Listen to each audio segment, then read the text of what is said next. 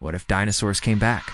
Imagine T-Rexes roaming the forests, pterodactyls darkening the skies, and velociraptors sprinting through city streets. Cool, right? Till your morning jog turns into a survival mission. Ecology, total chaos. Modern animals couldn't compete. They'd go extinct. Again, governments panic. Some want to weaponize them.